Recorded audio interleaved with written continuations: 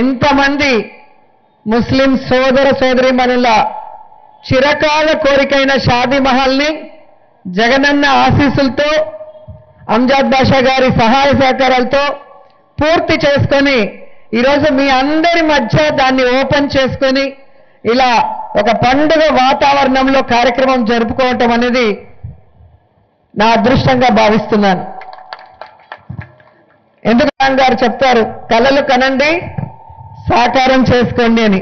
కొంతమంది కలలు కనేసి అలా నిద్రపోతారు, కొంతమంది ఆ కలల్ని మేల్కొని నిజం చేసుకోవడానికి కృషి చేస్తారు. అలా కృషి చేసే పట్టుదల తల్లిదండ్రులు నాకు ఇచ్చారు.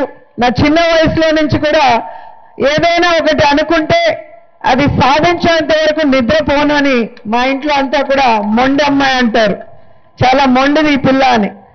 అందుకేనేమో నా మొదటి 2 సినిమాలు ఫ్లాప్ అయినా 3వ సినిమా నుంచి సూపర్ డూపర్ హిట్ అయి వెనక్కి తిరిగి చూసుకోలేదు. అలాగే రాజకీయాల్లో 2 సార్లు ఎమ్మెల్యేగా ఓడిపోయినా ఎక్కడా భయపడలేదు, వెనక్కి తిరిగి వెళ్ళలేదు. పట్టుదలతో 2 సార్లు గెలిచి మళ్ళీ మంత్రి అయ్యాను. సో ఏ ఆశయంతో అయితే రాజకీయాల్లోకి వచ్చానో ప్రజలకి సర్వీస్ చేయాలన్న మోటివ్ని ఎక్కడా వదులుకోకుండా జగనన్న సైనికురాలిగా జగనన్న చేస్తున్న ప్రతి సంక్షేమం ప్రతి అభివృద్ధి కార్యక్రమాన్ని పేద ప్రజలకి అందించడంలో అహర్నిశలు ఇదే నియోజకవర్గంలో ఇళ్లు కట్టుకొని అందుబాటులో ఉంటూ చేస్తున్నానని గర్వంగా చెప్పగలను. ఈరోజు జగన్మోహన్ రెడ్డి గారి లాంటి గొప్ప మనసున్న నాయకుడి నాయకత్వంలో పనిచేయటం మా అదృష్టంగా మేమంతా కూడా భావిస్తున్నాం. ఎందుకంటే ఆయనలాగా పేద ప్రజలకి మంచి చేయాలి అన్న ఆలోచనతోనే ఉంటారు. ప్రతిపక్షంలో ఉన్నప్పుడు పేద ప్రజల సమస్యల మీద పోరాడారు. పాదయాత్రలో ఆ సమస్యల్ని దూరం చేయడం కోసం తాను ఏమేం చేయబోతున్నారో ప్రజలకు చెప్పారు. ముఖ్యమంత్రి అయిన తర్వాత తాను చెప్పిన ప్రతి వాగ్దానాన్ని నెరవేరుస్తూ ఈరోజు పేద ప్రజల జీవితాల్లో వెలుగు నింపడమే కాకుండా ప్రతి సందర్భంలో కూడా నా ఎస్సీలు, నా ఎస్టీలు, నా బీసీలు, నా మైనారిటీలు అంటూ తమ కుటుంబ సభ్యులుగా మీ అందరినీ కూడా భావించి కులం చూడకుండా, మతం చూడకుండా, పార్టీ చూడకుండా ప్రతి పేదవాడు సంతోషంగా ఉండాలి అన్న ఒకే ఒక ఆలోచనతో తాను ముఖ్యమంత్రిగా సంతకం చేసిన మొదటి రోజు నుంచే ఈ రాష్ట్రంలో ఒక సంక్షేమ ఆంధ్రప్రదేశ్గా తీర్చిదిద్దడంలో జగనన్న ముందుకు నడిచారని కూడా గర్వంగా చెప్పగలను. ముఖ్యంగా మైనారిటీ సోదరుల మీద ఆయనకి ఎంత ప్రేమ ఉందో మీ అందరికీ కూడా తెలుసు. తన తండ్రిలాగే జగనన్న కూడా మైనారిటీ వాళ్ళకి ఎంత సపోర్ట్ ఇచ్చారో కూడా మీ అందరికీ తెలుసు. తండ్రి 2 అడుగులు ముందుకేస్తే జగనన్న 4 అడుగులు ముందుకు వేసి ఈరోజు మైనారిటీ సోదరుల కోసం చేసిన అభివృద్ధి కార్యక్రమాలు, సంక్షేమాలు ఇప్పుడే మన అంజాద్ బాషా గారు చెప్పారు. ముఖ్యంగా దాంట్లో హజ్ యాత్రకు వెళ్లే విషయంలో 80,000 రూపాయలు హజ్ యాత్ర వెళ్లే వారికి ఇస్తున్న జగనన్న మంచి మనసును మనం అందరం కూడా అభినందించాలని కూడా ఈ సందర్భంగా తెలియజేసుకుంటున్నాను. అలాగే ఇమాంలకు అందించే సహాయాన్ని 5,000 నుంచి 10,000కు పెంచిన ఘనత జగనన్నకే దక్కిందని కూడా ఈ సందర్భంగా తెలియజేసుకుంటున్నాను. అలాగే వక్ఫ్ బోర్డ్ ముస్లిం మైనారిటీలకు సంబంధించిన స్థిర చర ఆస్తుల్ని రీసర్వే చేయించి వారి ఆస్తులు కాపాడే దిశగా చర్యలు చేపట్టిన ముఖ్యమంత్రి జగన్మోహన్ రెడ్డి గారు మాత్రమే అని కూడా ఈ సందర్భంగా తెలియజేసుకుంటున్నాను. అలాగే మద్రసాలో చదివే ముస్లిం పిల్లలకి ఈరోజు మధ్యాహ్న భోజనం పథకాన్ని కూడా అందుబాటులో తీసుకొచ్చిన మనసున్న తల్లి మనసున్న జగనన్నే అని కూడా ఈ సందర్భంగా తెలియజేసుకుంటున్నాను. అలాగే మోడర్న్ ఎడ్యుకేషన్ ఇస్తున్న మద్రసాలకు అమ్మఒడి, విద్యా కానుక పథకాల్ని వర్తింపచేసినది ఒక జగనన్నే అని కూడా ఈ సందర్భంగా తెలియజేసుకుంటున్నాను.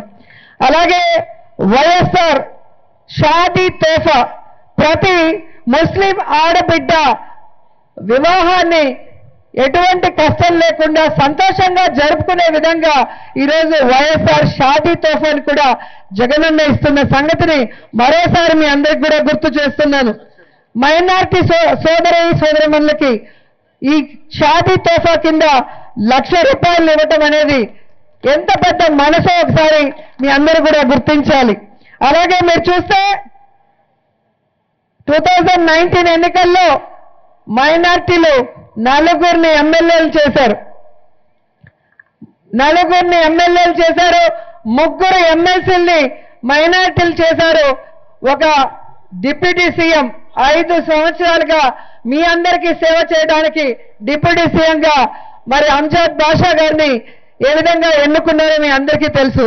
అలాగే మన సోదరి జకియా ఖాన్ గారిని శాసన మండలి డిప్యూటీ చైర్మన్ గా ఎన్నుకొని మరి మైనారిటీ సోదరిమణుల మీద ఎంత ప్రేమ ఉందో కూడా నిరూపించుకున్నారు. అంటే మైనారిటీ పక్షపాతి జగనన్న అనటంలో ఎటువంటి సందేహం లేదని కూడా ఈ సందర్భంగా తెలియజేసుకుంటూ రాబోయే 2024 ఎన్నికల్లో ఇదే మైనారిటీల నుంచి 7 మందికి ఎమ్మెల్యేలుగా కంటెస్ట్ చేసే అవకాశాన్ని కూడా జగనన్న ఇచ్చారు, అనౌన్స్ చేశారన్న సంగతి గర్వంగా చెప్పగలను. సో ఈరోజు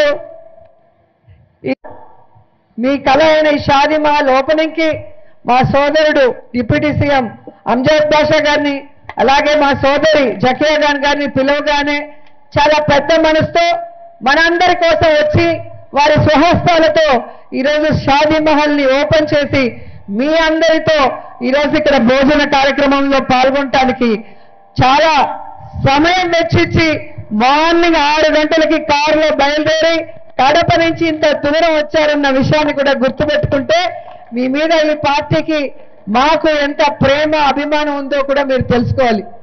ఎందుకంటే అందరూ చెప్పారు మన నియోజకవర్గంలో ముస్లిం ఓటర్స్ తక్కువ ఉన్నా కూడా మన ముస్లిం సోదరిమణుల కోసం ఈ షాదీ మహల్ ని ₹1,85,00,000 జగనన్న ఆశీర్వాదంతో అంజద్ బాషా గారి సహాయ సహకారాలతో చాలా అద్భుతంగా క్వాలిటీగా కట్టుకోవడం జరిగింది.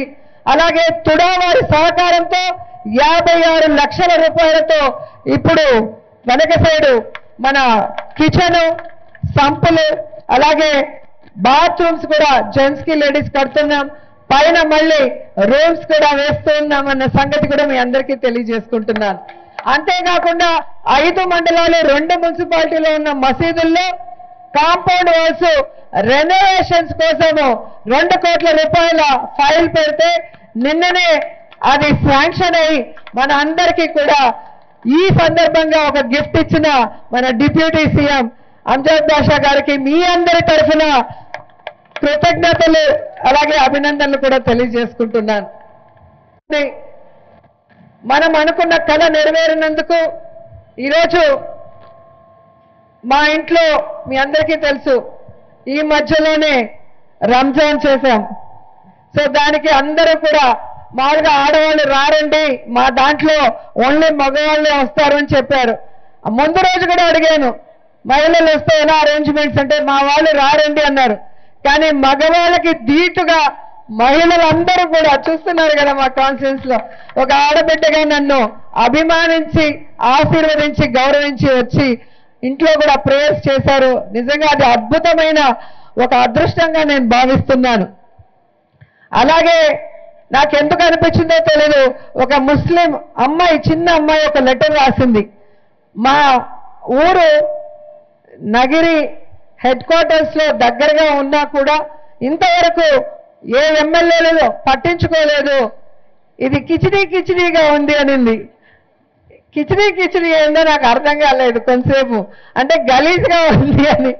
సో తర్వాత ఆ లెటర్ పట్టుకొని ఆ ఊరికి వెళ్ళటం జరిగింది. ఎలక్షన్ టైంలో మనకి కింద ఏం కనిపించదు, అంతా జనాలు అట్టం ఉంటారు ఫుల్ ఫ్లాగులు ఫ్లెక్సీలతో.